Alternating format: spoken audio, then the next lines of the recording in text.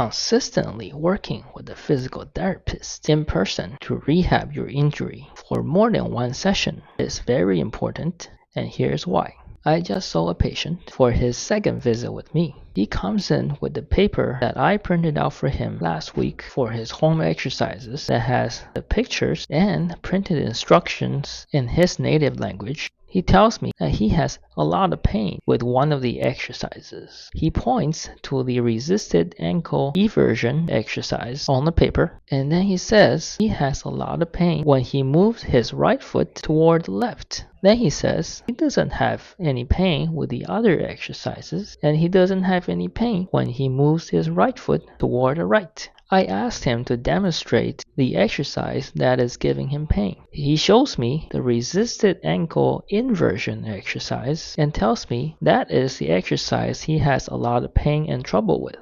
I explained to him right then and there that the exercise he just demonstrated for me was not the same as the exercises on the paper.